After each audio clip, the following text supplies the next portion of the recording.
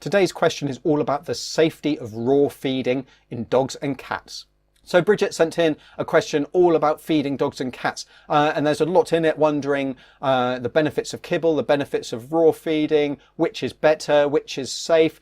And really that's that last thing that I want to focus on in answering this question is raw feeding safe? Now, I've actually got another article over on the Our Pets Health website, which goes through the risks and benefits of raw feeding and the risks and benefits of commercial kibble and canned food feeding. So you definitely want to check that out if that's something you're interested in.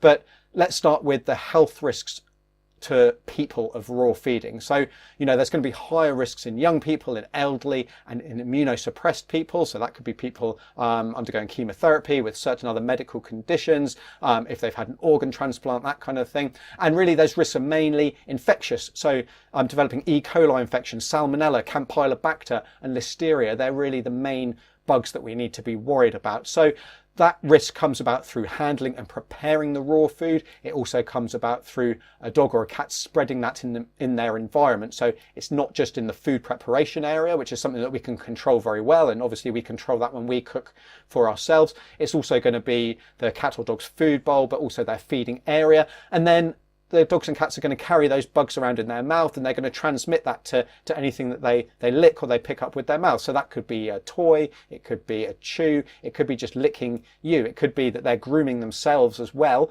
and so they're shedding, they're putting those bugs onto their coat, and you then go and stroke them, and you're then getting those bugs on your hands. And you might not be washing your hands quite as regularly as you might otherwise should be doing if you're raw feeding. So there's definite risks there. If you've got young children in the house, then those risks are going to be higher. They're always putting their fingers in their mouths, and again, if your immune system isn't working quite so well, you need to take extra special care. So that's really the health risks to people with raw feeding our dogs and cats. But there are risks to our pets themselves. So the first one is a lack of balance in the diet and then developing deficiencies.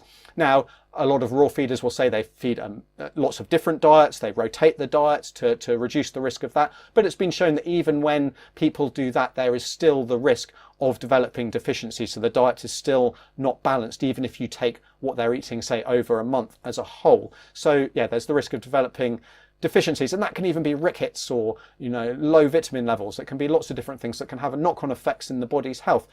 Our pets can also get infections just like we can, so E. coli, salmonella, campylobacter, listeria. And while most pets will actually be able to cope with that on a very in a very well without developing any problems, if they're young, if they're old, if they're immunosuppressed just like us, then they're more likely to get to develop these infections and to become sick with them. And then finally, we've got the risk of bones. Now, not all raw food diets will involve the feeding of bones, but a lot of them do, and a lot of people feed bones anyway. Even if they're commercial feeding, they'll be feeding bones raw or cooked. Now, you should never feed cooked bones because they're very brittle and they shatter and cause all kinds of problems, but raw bones are just the same. They can cause broken teeth. Very often that's the big chewing upper kind of grinding premolar there that can be broken. It develops something called a slab fracture, which exposes the tooth root, causes infections, causes a lot of pain, and then will need removing. But also bones can cause intestinal obstruction and perforation, which can definitely be life-threatening if we're not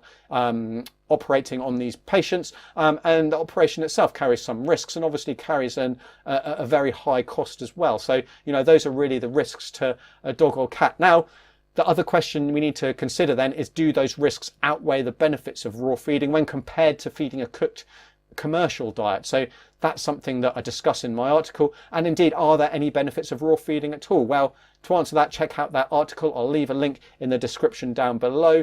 There will also be videos on that in the future, so I'll leave those links there as well when they come out. But that's it from me. Take care. You've been watching the Dr. Alex Answers video podcast. Remember to subscribe and head over to dralexanswers.com for any links, downloads, and get your question answered.